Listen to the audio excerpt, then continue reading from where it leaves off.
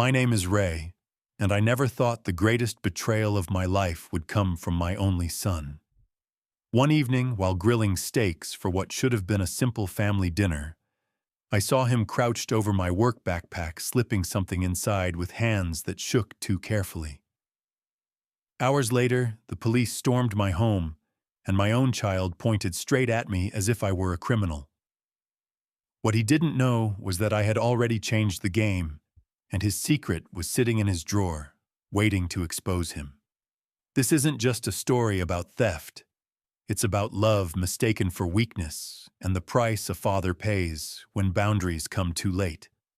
Before we begin, tell me, where are you watching from and how old are you? Please subscribe to Family Betrayal Unmasked to hear more powerful stories.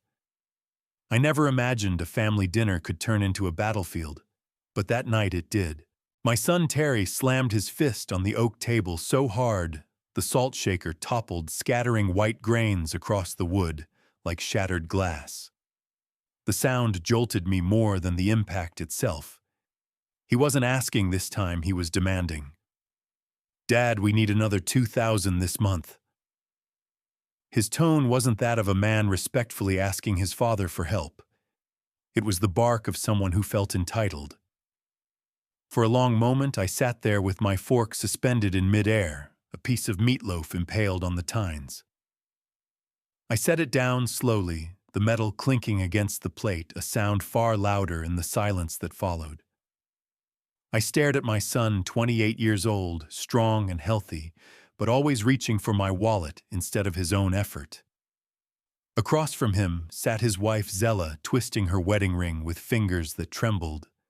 Her mascara, smudged beneath red-rimmed eyes, told me she had been crying long before dinner. "Enough," I said, my voice sharper than I'd intended. "You're almost 30 years old. It's time you learned to provide for your wife yourself." Terry leaned forward, face flushed with a mixture of anger and desperation. "You're being selfish, Dad." Mom would have understood. That name Martha hit me like a blow to the ribs. My late wife had been the heart of this family, and invoking her memory felt like a weapon. My jaw tightened as I fought the urge to lash back. Beside him, Zella muffled a sob with her napkin. The green beans on my plate had gone cold. I pushed back my chair, the legs scraping the linoleum with a grating sound that made Zella flinch.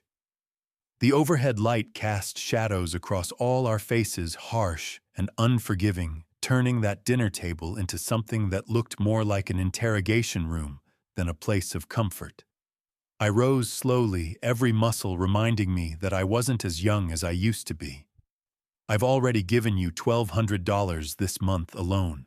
Before that, it was the wedding venue, then the apartment deposit you never even used, then Zella's medical bills. I won't enable this anymore."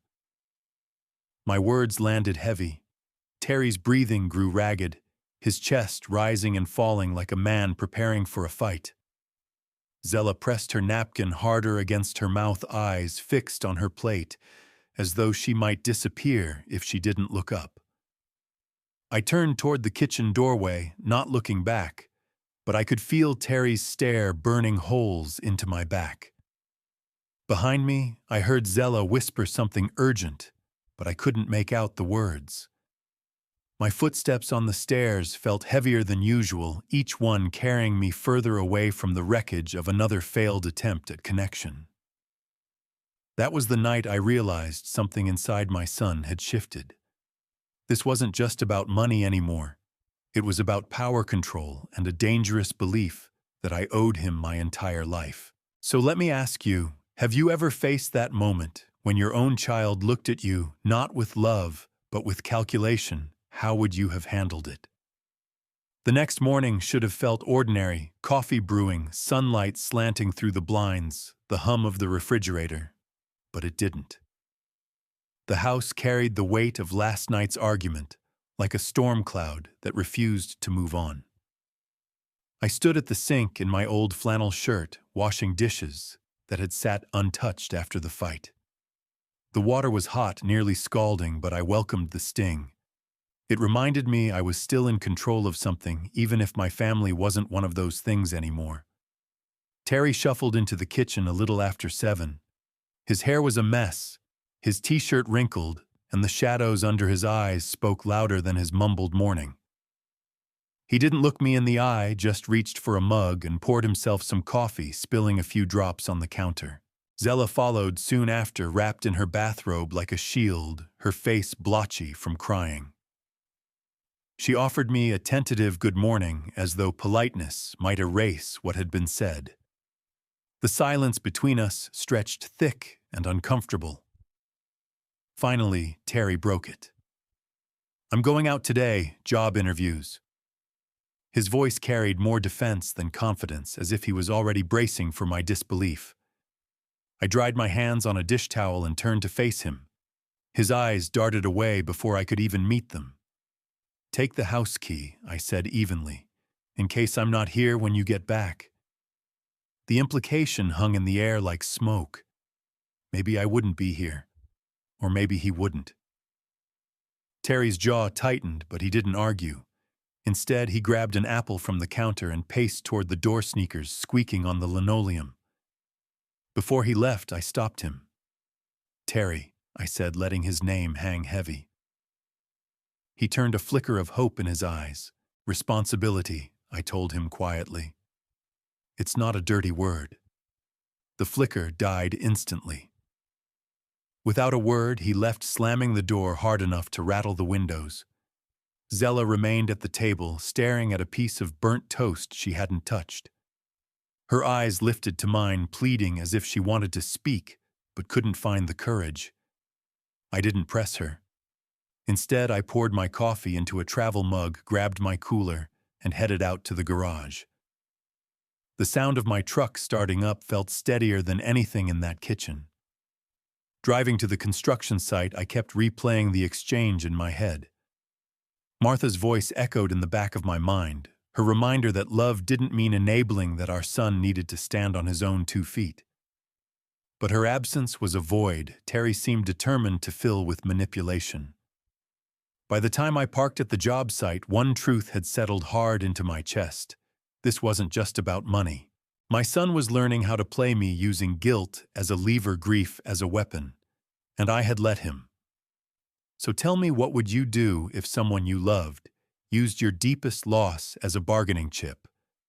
Would you stay silent, or would you finally draw the line that evening after a long day at the site? I came home to the smell of charcoal smoke drifting through the neighborhood. Terry was outside at the grill, humming a tune that didn't sound familiar, his body language too relaxed, too staged. Zella moved around in the kitchen, clattering dishes as though she was preparing a celebration. Something about it all felt rehearsed, like actors reading lines they'd practiced. Dad Terry called through the screen door, his voice bright. "We thought a barbecue might smooth things over. Fresh start, you know."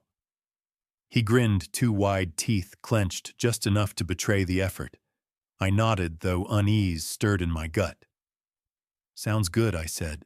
My voice betrayed nothing, but my eyes caught every detail. His shirt was newly ironed, his hair neatly combed. It was as though he had transformed into a different man overnight. While I tended to the fire, Terry excused himself to go upstairs. "Need to grab some papers from the job interview," he said casually, already halfway up the steps. His words floated back like smoke, too quick, too convenient. Through the kitchen window, I saw him reappear in the living room. He wasn't holding papers. He was crouched low beside my navy blue work backpack. My breath caught, and I instinctively stepped deeper into the patio shadows. His movements were quick, furtive. He unzipped the bag with practiced care, glanced around, and pulled something small from his pocket wrapped in dark tissue paper. My stomach clenched as he slid it deep inside, nestling it between my gloves and measuring tape. I gripped the grilling fork tighter, the metal handle cold against my palm. Rational thoughts scrambled for purchase. A gift, a surprise. But the way his hands moved, the way his eyes flicked nervously toward the window, told me otherwise. He zipped the bag shut and brushed his palms against his jeans as if wiping away evidence. In less than 30 seconds, it was done. I forced myself to turn back to the fire, pretending I hadn't seen. My heart pounded louder than the hiss of lighter fluid catching flame. Moments later, the back door squeaked open. "How are the coals coming, Dad?" His voice was casual, but I could still see the shadow of tension in his shoulders. "Almost ready," I answered evenly, keeping my back to him. "Just need a few more minutes." He leaned against the railing, picture of calm, while my mind spun with questions I wasn't ready to ask. Confronting him now would expose that I'd been watching, and if he was desperate enough to plant something in my bag, I didn't know what he might do if cornered. Instead, I played along. "Think I left my work gloves in the garage," I said, my tone easy. "Mind grabbing them while I handle this fire?" His smile faltered just for a heartbeat, then returned. "Sure thing, Dad. No problem." He walked back inside deliberately, not glancing at the backpack.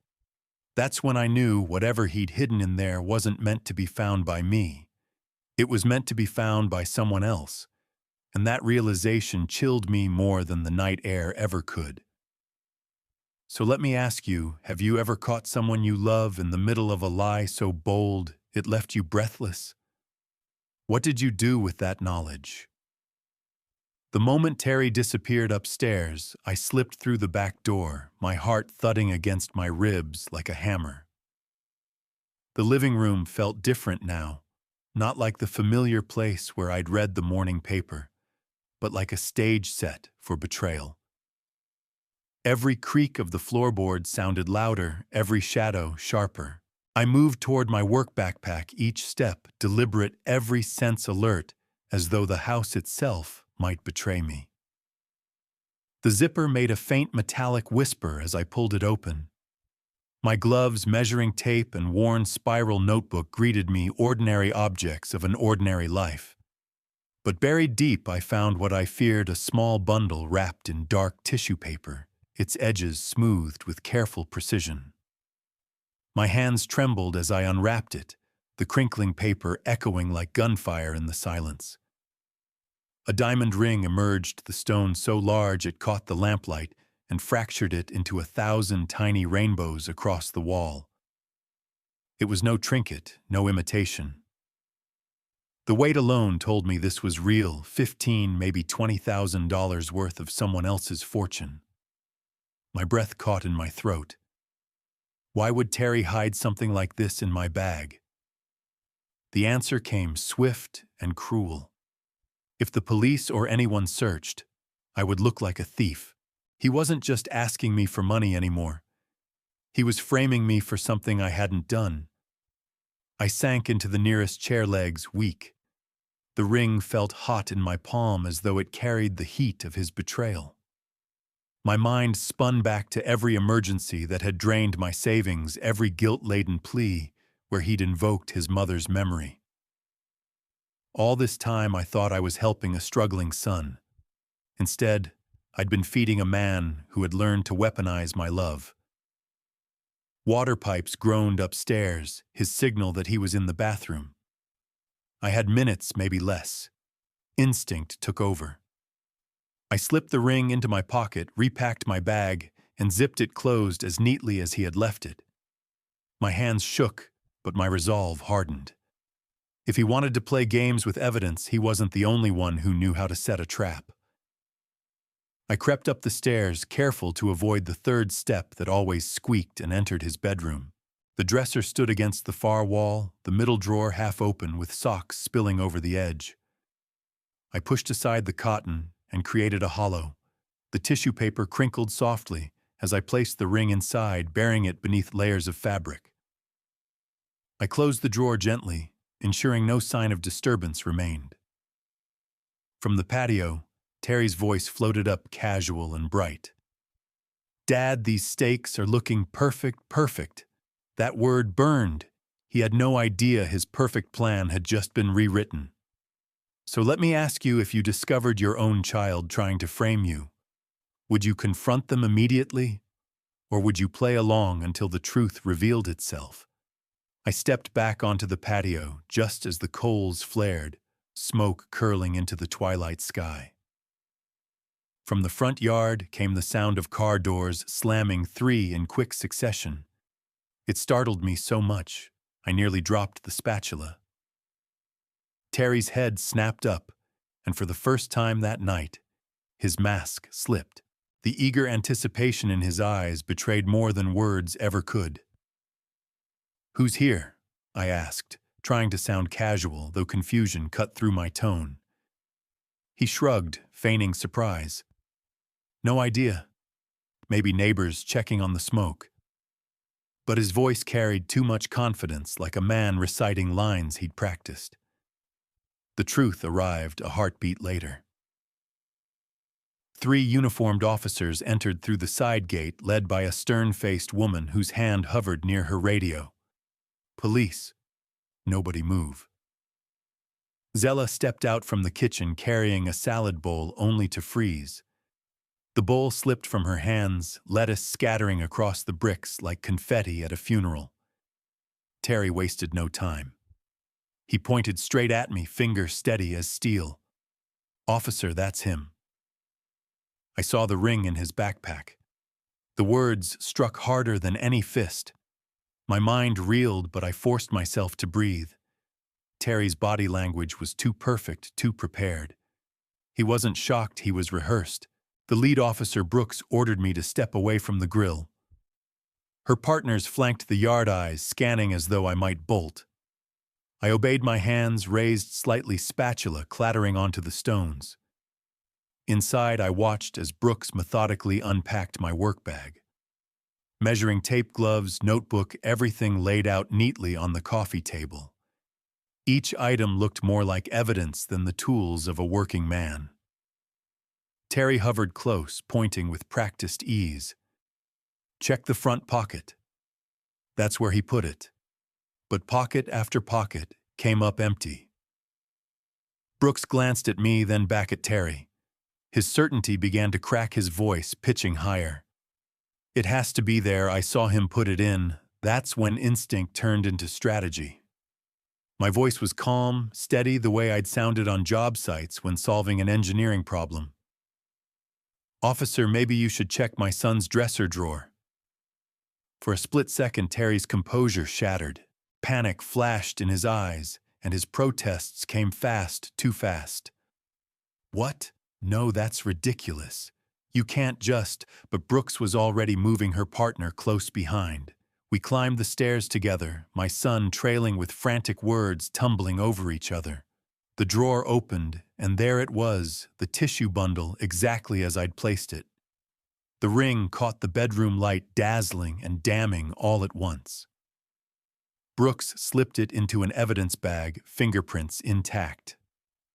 "Terry Harlan, you're under arrest for filing a false police report and possession of stolen property." The click of handcuffs was louder than thunder.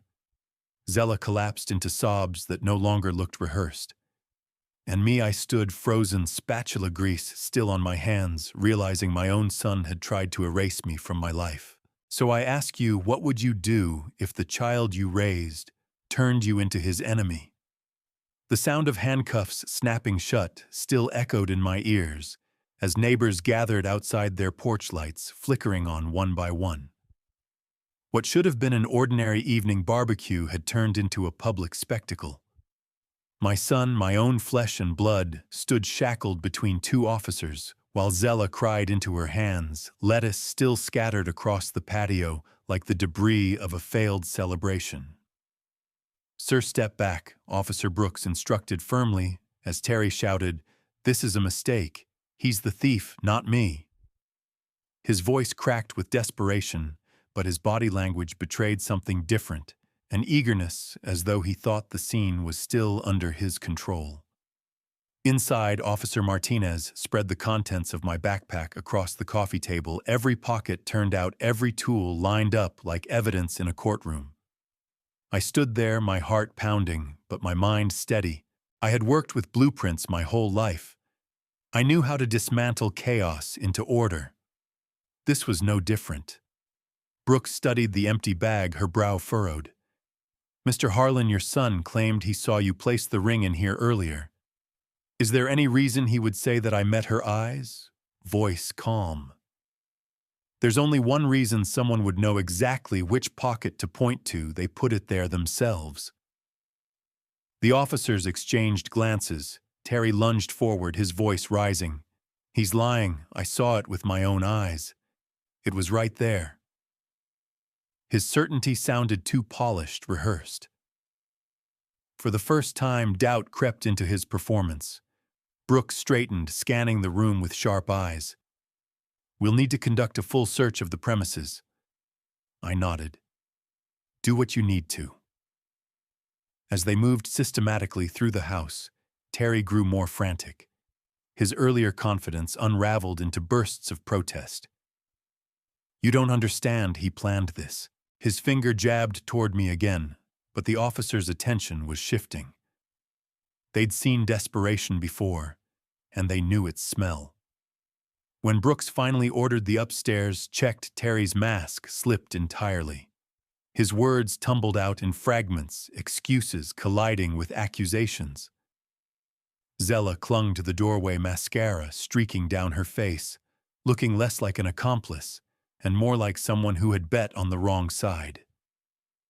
Then came the moment I'll never forget. Officer Martinez returned holding the tissue bundle. He unwrapped it slowly, and the diamond ring blazed under the hallway light. Terry's face drained of color, the fight leaving him in an instant. The same ring that had burned in my palm hours earlier now sat sealed inside an evidence bag, his fingerprints preserved like scars. Brooks turned to him, her voice measured and final. Terry Harlan, you're under arrest for filing a false report and possession of stolen property. Neighbors gasped from the street. Porch lights flickered brighter. And me, I stood silent, watching 30 years of fatherhood dissolve in front of strangers. So let me ask you, if justice suddenly turned on your own child, would you step in to protect them or let the truth take its course? The living room had turned into a crime scene. My backpack lay gaping open, its ordinary contents tape, measure, gloves, notebooks spread out like artifacts of a man's life placed under suspicion. Officer Brooks studied each piece with methodical precision, while Terry hovered at her shoulder, his voice sharp with desperation. Check again, he demanded. It was in the front pocket. I saw him put it there. His finger jabbed at the bag veins standing out on his neck. But Brooks's expression didn't shift. She had the practiced look of someone who'd heard every excuse in the book. We've checked 3 times, Mr. Harlan, she replied coolly. It isn't here. The silence that followed was thick.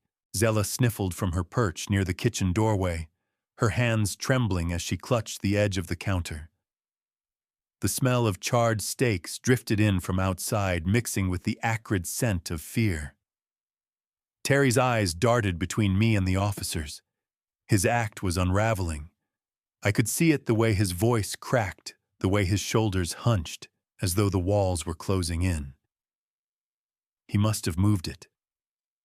He's setting me up. Brooks finally turned to me. Mr. Harlan, do you have any explanation for your son's claims? I met her gaze, steadily letting the weight of the moment hang. The only explanation, I said, voice low but clear, is that he planted it himself. A murmur rippled through the neighbors crowding outside, visible through the front window. Terry's face blanched, then flushed red. He lunged toward me, but Officer Martinez stepped between us, holding him back with a firm hand. This is harassment, Terry shouted. You can't just take his word for it. Brooks's tone hardened.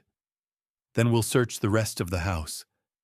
She motioned to her team, and together we moved upstairs. My pulse hammered in my ears as we climbed, but I forced myself to keep my breathing steady. I knew what they'd find. Terry trailed behind, his protests growing weaker with every step. Zella followed too, mascara streaking down her cheeks, her sobs now less rehearsed and more raw. In the hallway, Brooks gestured to Martinez. He went straight to the dresser in Terry's room, pulling open the middle drawer. The sound of rustling socks filled the tense silence. Then, like clockwork, his hand emerged, holding the crumpled tissue paper. He unwrapped it with deliberate slowness, and the diamond ring flared under the light, undeniable in its brilliance. The look on Terry's face was something I'll never forget, shock colliding with fury, all hope draining away. His mouth opened, but no words came out, only a strangled gasp. Brooks held the ring up between two fingers. "Evidence recovered," she said flatly. "Mr. Harlan, you are under arrest." The handcuffs clicked shut, sealing his fate. Zella collapsed against the wall, her cries echoing down the hallway, and I stood rooted, my heart heavy. My son had tried to bury me with lies, but now he was the one being carried out in chains. So I'll ask you, if you had been in my shoes, would you feel relief that justice was served, or grief that your own child had just condemned himself? When the officers led Terry downstairs in cuffs, the whole house seemed to shrink around me. The living room, once filled with family dinners and quiet evenings, now echoed with the sound of radios crackling and boots scuffing against the hardwood. Zella trailed behind them, her sobs no longer controlled, but raw and uneven like a mask torn away too soon. Terry fought to keep control of the scene, his voice sharp with rehearsed outrage. "You don't understand, he's framing me. That's my father. You think he wouldn't twist this around?" He jerked against the cuffs, but Martinez held him firm, moving him toward the door. Outside, neighbors crowded the sidewalks, faces lit by the flashing red and blue of patrol cars. Murmurs passed through them like wind through dry leaves. I saw Mrs. Peterson clutch her robe tighter. Mr. Gordon shake his head in disbelief. They weren't just witnessing an arrest. They were witnessing the collapse of a family. Brooks paused before stepping onto the porch, her eyes sharp on Terry. "Your fingerprints are on the tissue wrapping," she said evenly. "The ring will be matched to the stolen property report downtown. Anything else you'd like to add?" For a moment, Terry faltered. His mouth opened, then closed again. But desperation is a cruel master. "It's his fault," he shouted suddenly, jerking his chin toward me. "He told me to hide it. He wanted me to take the fall if things went south." The accusation hit me like a sucker punch. Gasps rose from the neighbors, and I felt their eyes on me. The man who had fixed their fences lent tools, shoveled snow from their driveways. Now my son was trying to paint me as a criminal in front of them all. Brooks studied me for a long second before speaking. "Sir, is there anything you'd like to say in response?" I straightened my shoulders. My voice was calm, but it carried the weight of years of sacrifice. I spent 3 decades building a life for this boy. Paid for his wedding, his failed apartments, his bills, even when it broke my back on job sites I should have left behind years ago. If I wanted to be a thief, I wouldn't have worked myself to the bone to give him everything he asked for. The truth is simple, he mistook my love for weakness. The silence that followed was broken only by the crackle of Brooks's radio. She nodded curtly. "Take him in." Terry's protests dissolved into a frantic jumble as Martinez guided him into the waiting patrol car. Zella collapsed onto the couch, mascara streaking like black rivers down her face. I watched through the window as the car pulled away its lights, casting fleeting colors across the walls of my living room. Neighbors slowly retreated into their homes, but I knew the whispers would linger. My house no longer felt like a refuge. It felt like evidence of a life I'd misunderstood. So tell me, if your own child tried to drag your name through the mud in front of the world, would you still fight to defend them or let the world see the truth? The house was quieter after the patrol cars pulled away, but it wasn't peace. It was the kind of silence that presses down on your chest and won't let you breathe. The air smelled of burned meat and wilted lettuce, the remnants of a celebration that had curdled into a nightmare. I sat heavily in my recliner, staring at the half-empty coffee table where my backpack had been searched, my life laid bare. Zella sat opposite me, her shoulders shaking. "Ray," she whispered, her voice hoarse. "This isn't what it looks like. Terry, he just gets desperate. He makes mistakes." Mistakes. The word came out harsher than I intended. Mistakes are forgetting to pay a bill. Mistakes are denting a car. Planting stolen jewelry in your father's bag to send him to prison isn't a mistake, Zella. It's a plan. Her tears fell faster, staining the neckline of her robe. I begged him not to go through with it. He said we had no choice. The debts, the people he owes money to, they would have come after us. I leaned forward, my voice low, steady, and his answer was to destroy me. She broke then, sobbing openly, collapsing into herself like a house of cards. I should have felt pity, but all I could summon was exhaustion. Every time I thought I had given enough, there was always another crisis, another plea, another justification. My love had been stretched into a weapon, and tonight I saw just how sharp it had become. The doorbell rang sharp against the silence. I opened it to find my neighbor Cecil standing there, his posture careful, a steaming cup of coffee in each hand. He had retired from the police years ago, but he carried the same presence, a man who had seen betrayal more times than he could count. "Ray," he said quietly. "Figured you could use a strong cup." I stepped aside and he entered, his eyes scanning the scene with the instinct of an old officer. His gaze lingered on Zella, who wiped her face and fled upstairs without a word. He set the coffee down and lowered himself into the chair opposite me. "They'll process him tonight," Cecil said. "The evidence is solid. With his prints on the tissue and the surveillance footage from the jewelry store, there's not much he can say." I rubbed a hand over my face. He looked me in the eye. "Cecil," and he still lied. "Do you know what that feels like? To realize your own son would trade your freedom for his debts." Cecil sighed, his weathered face lined with empathy. "I've seen sons turn on fathers before. Desperation makes people ugly. But Ray, don't confuse his weakness with your failure." His words should have comforted me, but instead they cracked something deeper. I thought of Martha's photograph upstairs, her last words urging me to teach Terry to stand on his own. I had failed her, failed him, and now it was too late. "So let me ask you, if you knew someone you loved was digging their own grave, would you pull them out or let them fall so they could finally learn?" The courthouse smelled of varnished wood and old paper, a place where lives were measured not in years, but in verdicts. 3 weeks after that night, I found myself sitting in the witness box, staring across the room at the boy I had raised into a man I no longer recognized.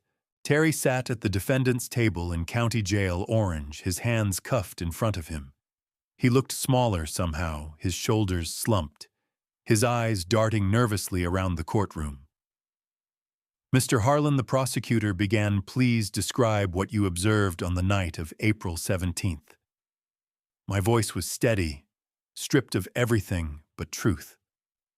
"I saw my son place a stolen diamond ring inside my backpack. I later found it and moved it to his dresser drawer. When the police searched, that's where they found it." The defense attorney shot up quickly. "Isn't it possible you were mistaken, that perhaps you misinterpreted your son's actions?" "No," I answered, meeting his gaze without flinching. "I know what I saw, and I know what that ring meant." The courtroom projector flickered to life, showing footage from the jewelry store robbery. The grainy video captured Terry's frame as clearly as a fingerprint. The same jacket, the same hurried movements, the same ring lifted from the display case. Gasps rippled through the gallery, and I caught the exact moment my son saw himself on screen.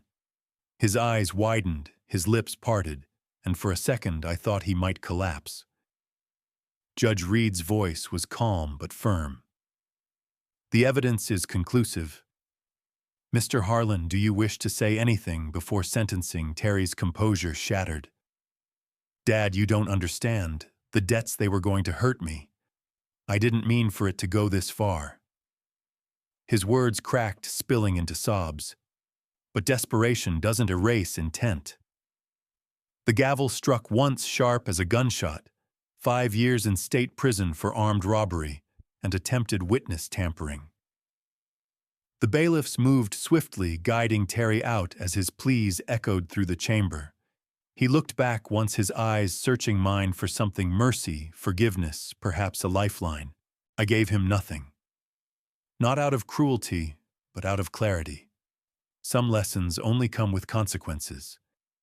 Beside me, Zella sat pale and trembling.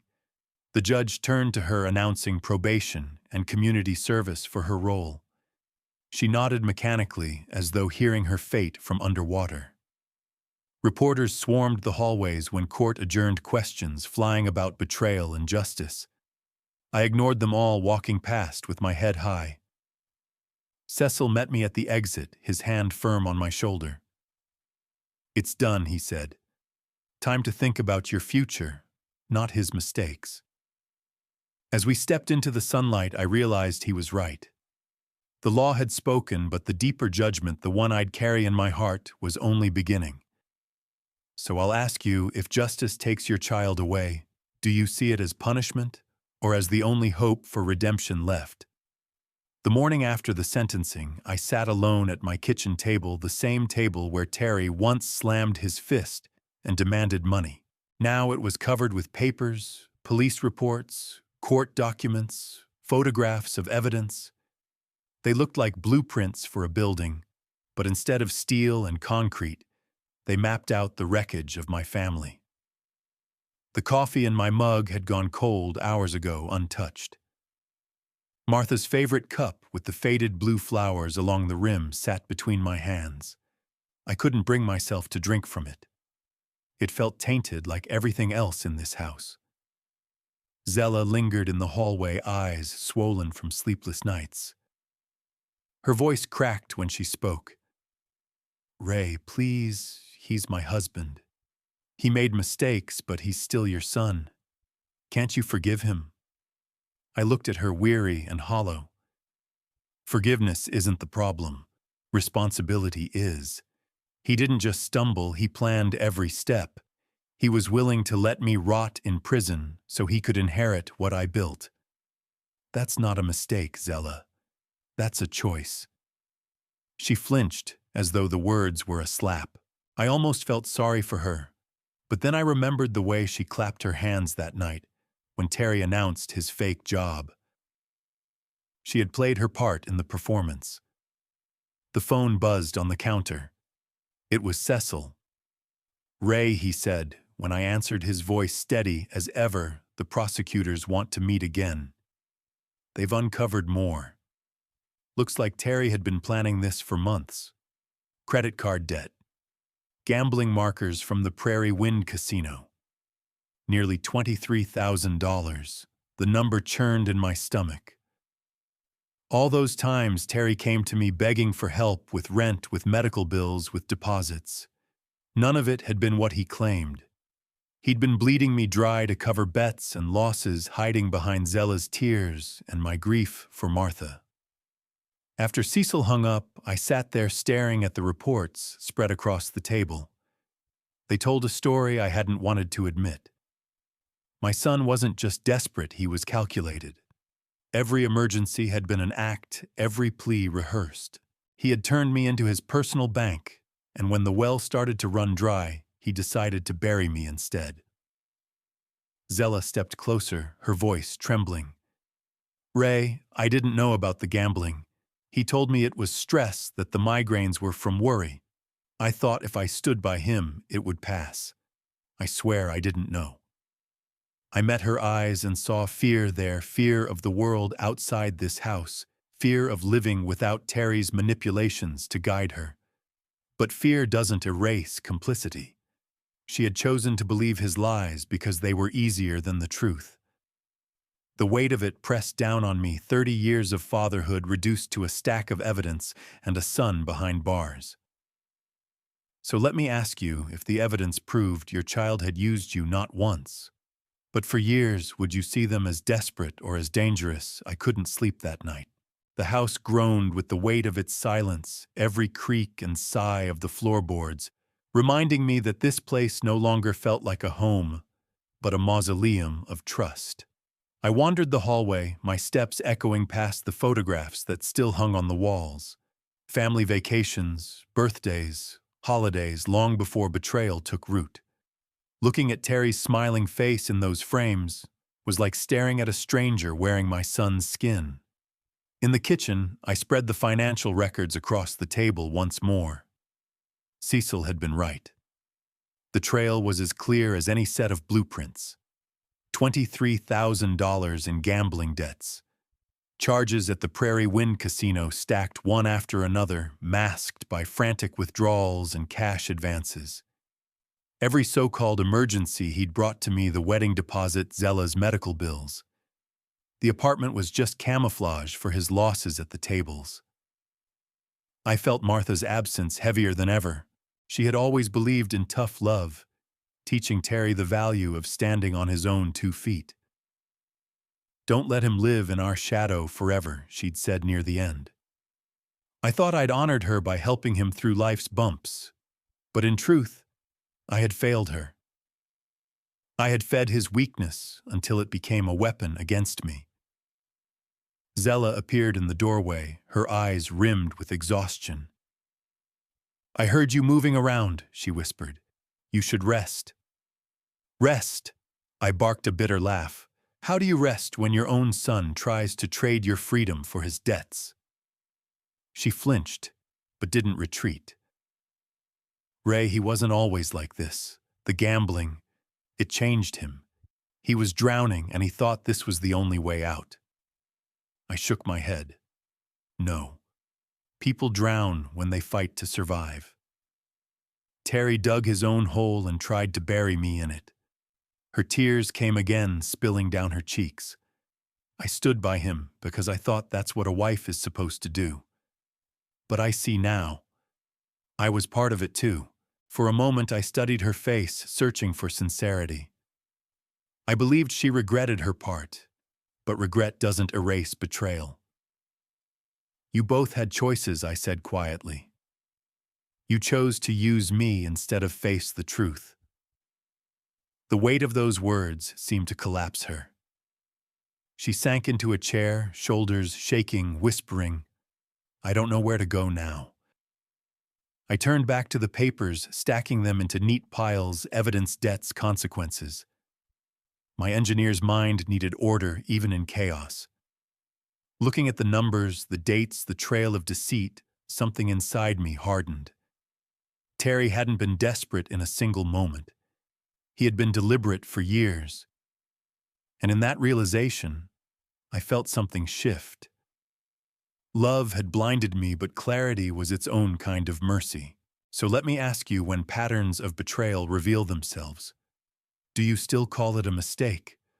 Or do you finally admit it's who they've chosen to be? The following week, Cecil came by again, his arms full of files, and a look that told me he hadn't just dropped in for coffee.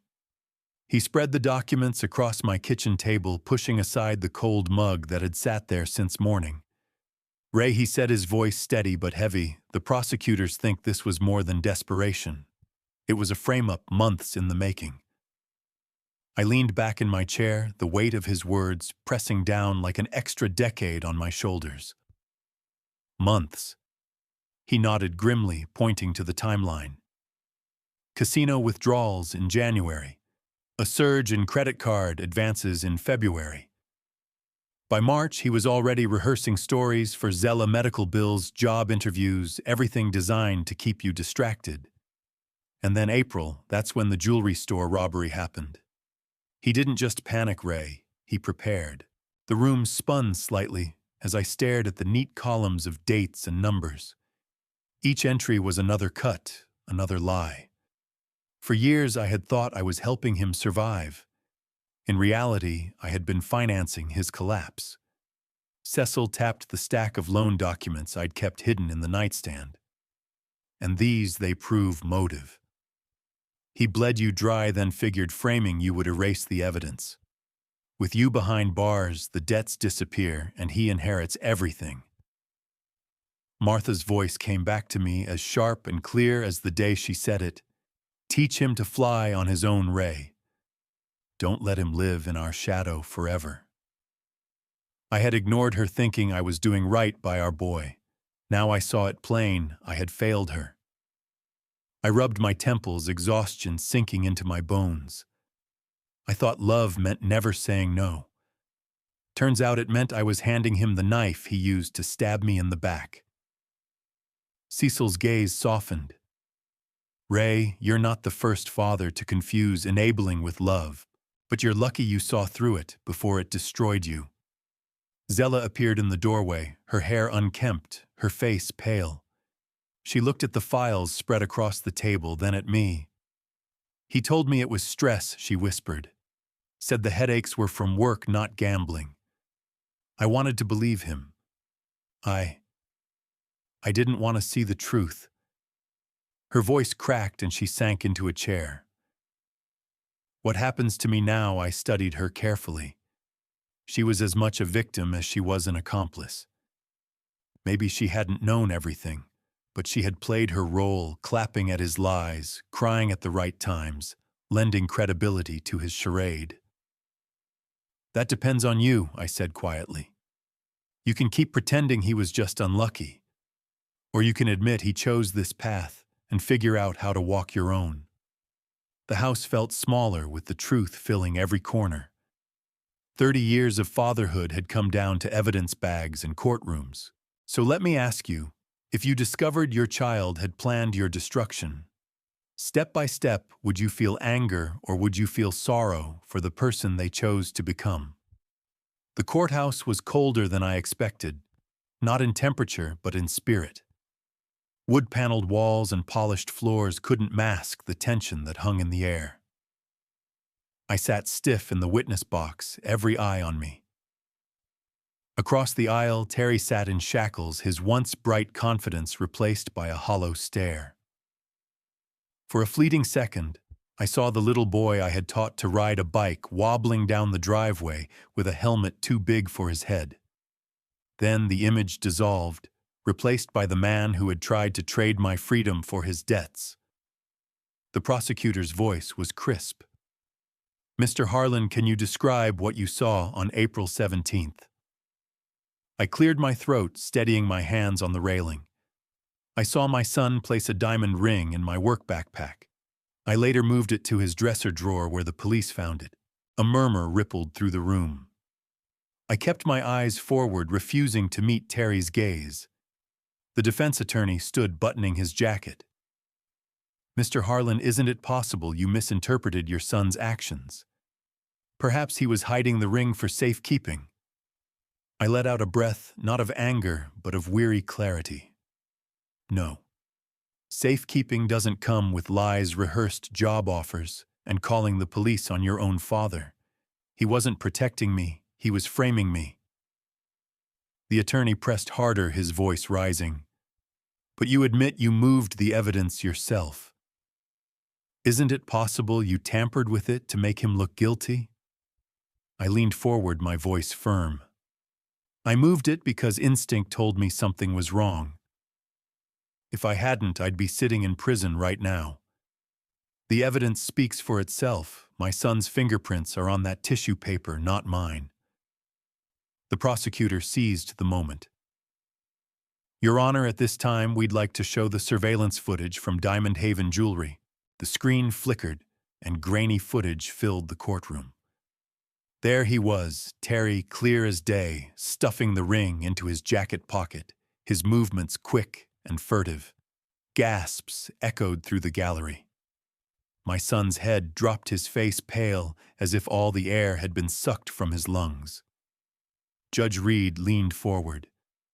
Mr. Harlan, is that you in the footage? Terry hesitated, his mouth opening and closing like a fish gasping on dry land.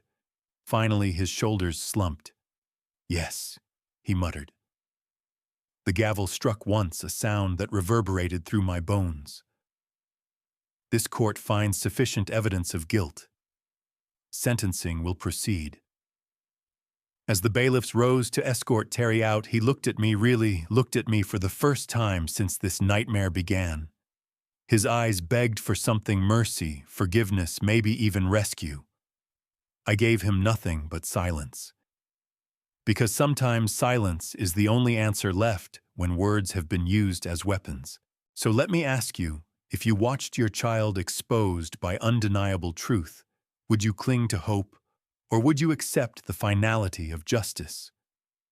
When the gavel fell, it sounded like a door slamming shut on 30 years of fatherhood. Terry sagged in his chair, wrists chained, his head bowed. The bailiff stepped forward, lifting him to his feet. Zella, seated behind him, let out a broken cry, her hands trembling as if she could hold on to him through sheer will. Judge Reed's voice was firm, almost weary. 5 years in state prison for armed robbery and attempted witness tampering. The words seemed to drain the oxygen from the room. Terry twisted in the bailiff's grip, his voice cracking. "Dad, you don't understand. I was desperate. The debts. I didn't have a choice." The plea cut through me, but not in the way he hoped. I met his eyes, searching for even a flicker of accountability. All I found was blame. He still believed his desperation justified betrayal. That belief was the true sentence, one longer than any prison term. The bailiffs pulled him toward the side door. The clink of chains echoed through the chamber, louder than the whispers of onlookers. Neighbors who had once waved from their porches now leaned in to catch every detail of my family's downfall. Zella's turn came next. The judge's tone softened slightly, though not with sympathy. "For your role in these events, probation, 2 years, community service, and the requirement to vacate the Harlan residence within 30 days. She nodded numbly, her face pale, her shoulders sagging as though the weight of her choices had finally pressed down. She didn't look at me. Maybe she couldn't. When court adjourned, reporters surged forward, microphones, extended voices peppering me with questions. "Mr. Harlan, how does it feel to testify against your son? Do you see this as justice or tragedy? Will you forgive him?" I pushed through without answering, Cecil clearing a path with the kind of quiet authority only a retired cop could carry. Outside, the afternoon sun felt foreign, too bright against the heaviness in my chest. Cecil spoke first. "It's over, Ray." I shook my head. "No. The trial's over. Living with what he did, that part's just starting." We walked in silence to his car, the courthouse fading behind us. I thought of Martha then, of her belief in consequences. She had always said love without accountability was just indulgence. I had given Terry indulgence for too long, and he had mistaken it for weakness. In that moment, I realized something: the gavel hadn't just sentenced my son. It had sentenced me too to a new life without the illusions I had clung to. So let me ask you, if justice took away your child, leaving only silence and memories, would you see it as punishment for them or a release for yourself? The house felt like a museum of betrayal in the weeks that followed the sentencing. Every room carried echoes of what had been said. Every corner seemed to hold shadows of what had been done. Moving boxes lined the hallway like sentinels, reminders that I couldn't stay here any longer. This house had been Martha's pride, our shared dream, but now it felt poisoned. One morning, as I folded Terry's photographs into an old shoebox, Zella appeared in the doorway. She looked small, diminished, her hair unkempt, her clothes hanging loose on her frame. Her voice shook. "Ray, please reconsider. I have nowhere to go. I know I made mistakes, but Terry..." He pressured me. I was scared to refuse him. I set the photograph down and turned to face her. My tone was even, but it cut sharper than anger ever could. You should have considered consequences before you clapped for his lies, before you played along while he tried to destroy me. Fear is no excuse for betrayal. Her eyes filled with tears spilling down her cheeks as she clasped her hands together. Where will I go? I don't have family. I don't have money. You'll figure it out. I said, my voice quiet but final. People who survive betrayal usually do. She broke down completely, then her sobs echoing through the hall as I turned back to the task at hand. For a moment, guilt flickered inside me, but it vanished quickly. Guilt was what had kept me trapped in this cycle for too long. Now I understood the truth. Pity doesn't heal betrayal, it feeds it. At 10 o'clock sharp, the realtor arrived, her briefcase neat and her smile professional. "Mr. Harlan, are you ready to sign the final paperwork?" she asked. I nodded, leading her into the kitchen, where the table, once the battleground of so many fights, was now covered with contracts.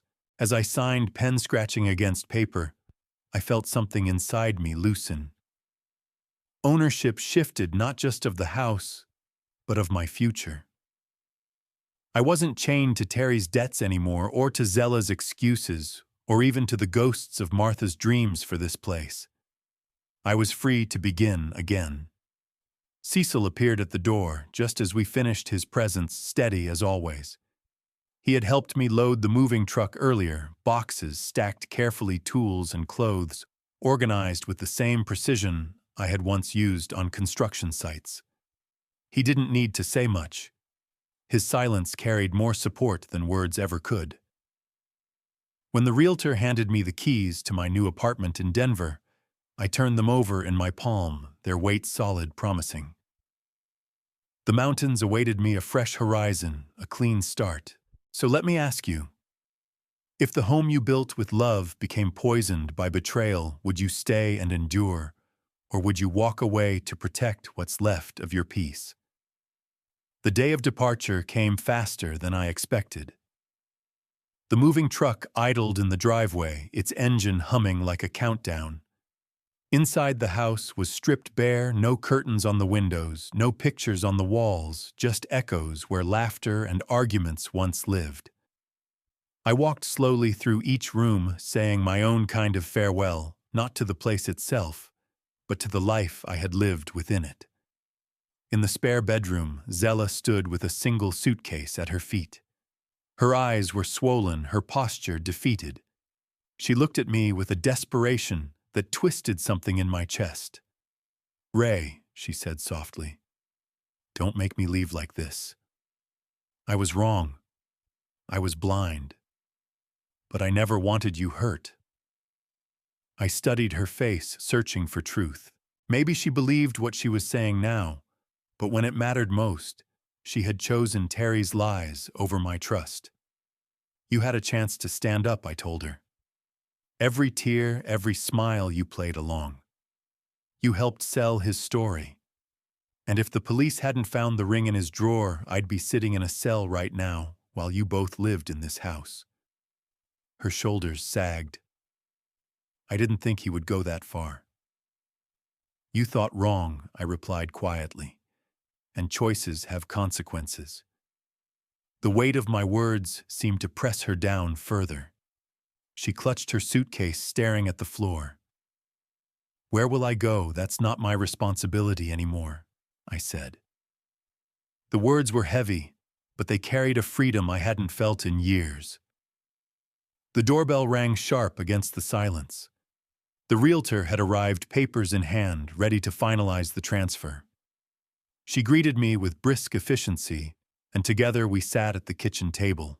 I signed the last document transferring ownership to a young couple eager to start their first home. They would never know the battles fought within these walls, and I hoped they never would. When the last pen stroke was done, I slid the papers across the table and stood. The realtor smiled and handed me an envelope. "Keys to your new apartment in Denver." Mountain view, just as you requested. I turned the keys over in my palm, their metallic clink like a promise. This wasn't just a move, it was an exodus. Cecil appeared in the doorway, his steady presence grounding me. "Truck's ready, Ray," he said. His handshake lingered longer than usual, his eyes saying what words didn't need to, "You're not alone in this."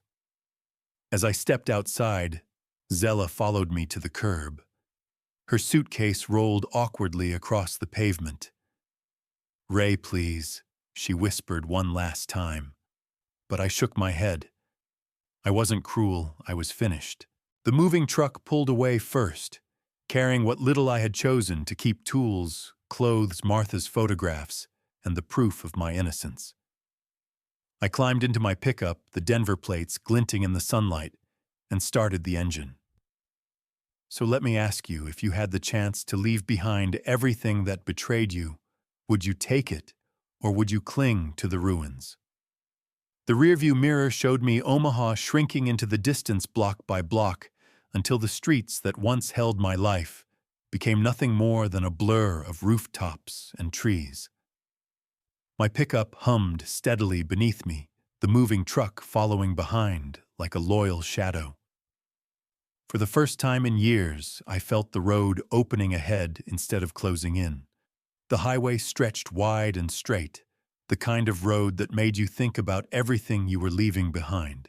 I thought about the kitchen table where Terry once slammed his fist about the backyard grill that had become a stage for betrayal, about the upstairs drawer where I buried the truth he had planted in my bag. Each memory cut, but each mile dulled the sting a little more. At a rest stop just past the state line, I pulled over. The air smelled fresher here, less burdened by history. I sat on the tailgate of my truck, sipping from a thermos Cecil had handed me before we left. He'd insisted I take it black as tar, and twice as strong, he'd said with a rare smile. As I sat there, I pulled out Martha's photograph from the glove compartment. She was frozen in time in her blue anniversary dress, smiling as though she knew life's storms couldn't touch her. I traced her face with my thumb and whispered, "I'm finally listening, Martha." He has to stand on his own now, even if it's behind bars. The hum of passing cars filled the silence, and for the first time in a long while, I didn't feel ashamed. I felt steady. Back on the road, the terrain began to change. Nebraska's flat fields gave way to the rising slopes of Colorado. The horizon grew jagged with mountains, their peaks still capped with snow. They looked like guardians, towering and unmovable, promising both challenge and refuge. I rolled down the window and let the wind rush in, carrying away the last remnants of my old life. The air grew thinner, crisper, as though even nature demanded I breathe differently here. Denver wasn't just a new address, it was a chance to rebuild, to live without the chains of guilt or obligation. By the time I reached the outskirts of the city, the sun was dipping low, painting the sky in streaks of orange and violet. I pulled into the parking lot of a modest apartment complex, the kind of place where nobody knew my name and nobody cared about my past. The manager handed me the keys with a polite smile, and just like that, I had a new beginning. As I unlocked the door, the empty space greeted me with silence, not the suffocating silence of betrayal, but the clean silence of possibility. I set Martha's photograph on the counter, leaned against the wall, and exhaled. So let me ask you, if life handed you the chance to start over at 58, would you take it without looking back? Or would the ghosts of your past keep you anchored? The first few weeks in Denver felt like learning how to breathe again. My new apartment was small but clean, perched on the third floor with a balcony that looked out toward the mountains.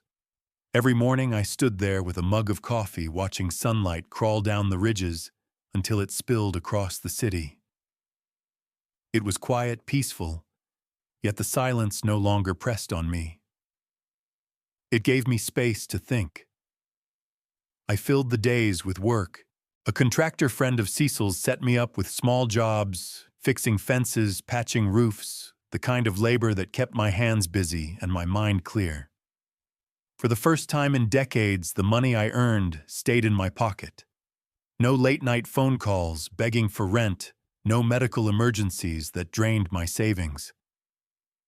Each dollar felt like a piece of dignity returned. Still at night, the ghosts found me.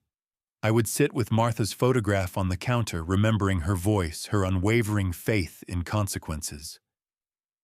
I wondered what she would think of me now, finally drawing the line, finally refusing to carry our son's burdens. Some nights I imagined she would be proud. Other nights I wasn't so sure. Zella called once, her number flashing across the screen like a reminder I didn't want. Against my better judgment, I answered. Her voice was small, broken. "Ray, I don't know what to do. They're making me leave the house. I can't find work. I don't have anyone else." I listened in silence, the weight of her words hanging heavy. She wanted rescue the same way Terry had always wanted rescue. For a moment, the old instinct flared in me, the urge to help, to fix, to carry. But then I looked around at the empty apartment, at the clean slate I had carved out of pain. "Zella," I said quietly, "you'll have to figure it out.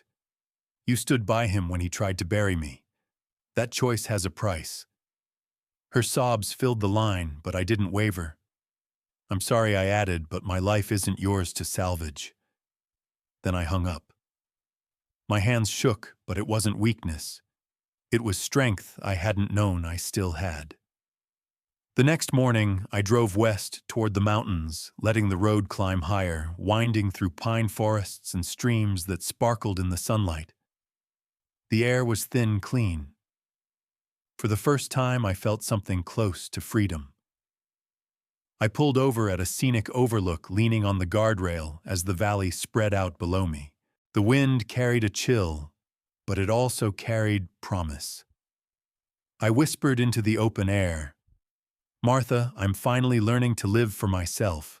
So let me ask you, if you had spent a lifetime carrying others, would you know how to finally set the weight down? Or would you keep lifting until it crushed you?" The day I turned the key in my new Denver apartment and heard the lock click behind me, I realized something simple yet profound. I was free. Not just free of the house in Omaha or the financial weight Terry had piled onto my shoulders, but free of the lies I had allowed myself to believe, that love meant saying yes, that sacrifice would someday earn gratitude. I spent the morning unpacking the last of my boxes. Tools went into the closet, shirts hung neatly in the wardrobe, and Martha's photograph found its place on the nightstand beside my bed. For years I'd carried her memory like a burden, believing I had to keep her dreams for Terry alive. But now I understood honoring her didn't mean enabling him. It meant living with the dignity she always wanted for both of us. In the quiet of the afternoon, Cecil called.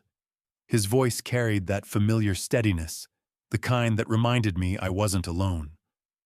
"How's the new place treating you?" "Ray, better than I expected," I admitted. "It feels lighter." "Good," he said. "That's how it should be. You earned that lightness." We talked a while longer about fishing trips we might finally take, about the jobs he could connect me with, but mostly about nothing at all. When the call ended, I sat for a moment listening to the silence. This time it wasn't suffocating. It was mine. Later, I took a drive out past the edge of the city, letting the road carry me toward the mountains again. The peaks loomed larger, their shadows long in the setting sun. I rolled down the window, and the cool air rushed in, filling my lungs with something I hadn't felt in years: possibility. For the first time since Martha's passing, I allowed myself to imagine a future that wasn't weighed down by guilt or obligation. Maybe I'd take that fishing trip to Alaska after all. Maybe I'd build something new, not for Terry or Zella, but for myself. At 58, I wasn't done. I was just starting in a different way. When I returned to the apartment, I stood on the balcony and watched the city lights flicker on below. The view was nothing like Omaha, no neighbors whispering, no house filled with ghosts. Just me, the night air, and the knowledge that survival sometimes means walking away no matter how much it hurts. I whispered into the dark, not sure if it was to Martha, to myself, or to whatever higher power might still be listening. He thought he could bury me, but I'm still standing. So let me ask you, if you had the chance to rebuild your life after betrayal, would you choose bitterness, or would you take the harder road toward freedom? Looking back, I see now that the greatest betrayal wasn't just Terry's attempt to frame me. It was the years I allowed myself to believe that love meant sacrifice without boundaries. I thought I was helping my son, when in truth I was enabling him to destroy himself and nearly destroy me in the process. The trial, the house, the move to Denver, those were painful chapters, but they carried one undeniable truth. Survival sometimes requires letting go. At 58, I finally chose myself. I chose dignity over guilt, clarity over illusion. And in that choice, I discovered freedom. For parents listening, I'll say this: love your children fiercely, but do not confuse love with blind rescue.